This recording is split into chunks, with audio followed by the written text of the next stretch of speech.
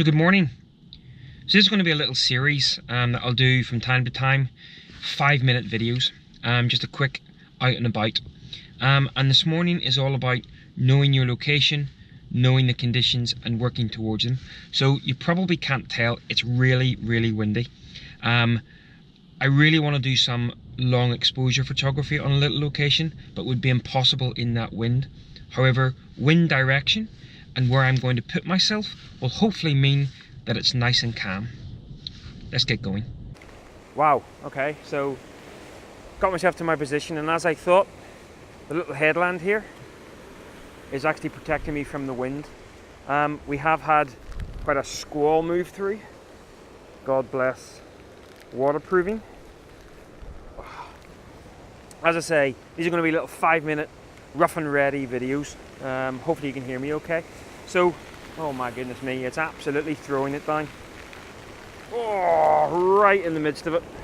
So this is the kind of scene that I'm going for. You know, there was a little bit, probably not going to include too much of the sky. I was kind of trying to include some of the sky earlier because there was some lovely mood, but now it's starting to kind of clear a little bit. That squall's kind of moving through. So I'm going to be sort of focusing in on the mood, on the waves coming in over these rocks, obviously with it being high tide. Now as I show, the sun rises actually over this headland here, so we don't get any direct sunlight. However, what I am hoping is some of these clouds remain in the sky to give us some reflective light down into the water. Oh, it's wet. What do you think of my new Instagram jacket as well? Honestly, if you see me posing by a waterfall with my back to the camera, permission to punch me smack in the chops. Right, let's get a composition set up. Okay, so I've actually changed myself into a horizontal composition, and the main reason for that is with a vertical composition you can see here that a lot of that mood has kind of disappeared from my scene. Now there is actually some quite nice clouds kind of here, but in the scene that I'm actually shooting there's kind of a lot of sort of nothingness going on. So this is kind of the view that I kind of have going on, and the reason for it is you can see here some lovely reflective light in those pools of water. So I'm on the 18-135, the XT2, and I'm right out at about 20 mil.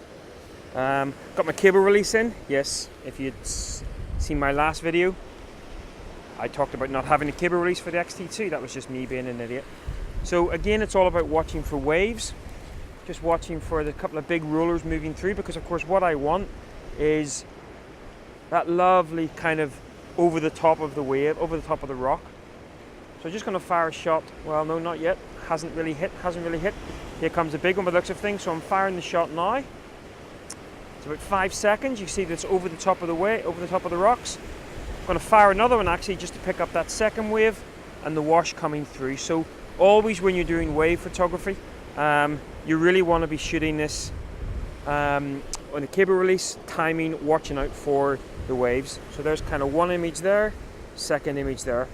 Probably, yeah, a little bit dark. I'm actually going to put a little bit of a positive exposure compensation. Just watching that histogram again. So that's a full stop.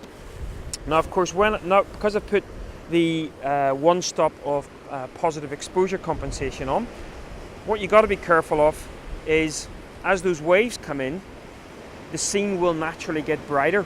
So I might actually be overexposing this a little bit. Let's just wait and see. Let's just take a quick look. Yeah, so we're actually overexposing this just over here in the corner, ever so slightly. So I'm just going to actually knock that down a third of a stop.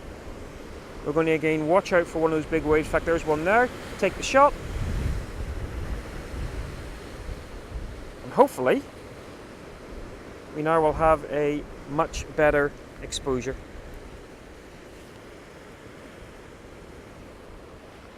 Exposure compensation. So first of all, wow, I think I might get wet again. So I think I've talked about this before, and it's about replicating the mood of the scene. So I was up at about 5 or 6 seconds there, and for me it was just smoothing out the water a little bit too much, because if you look down, all you see here, it's energy. That's what it's about. So what I've been doing I've been playing with the shutter speed. Now, because I'm actually up at about 55 mil, got to be careful with my aperture.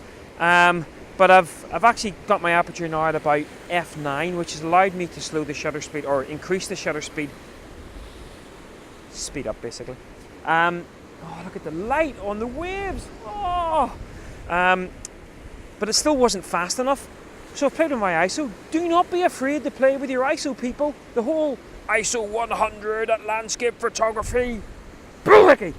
So playing about with my ISO until I got about 1 second, and then I'm still watching out for the waves, I've focused myself on one of those rocks in front of me, and I'm just watching for the waves kind of as they twist and turn, taking that 1 second shot. And for me, there's probably just a little bit more interest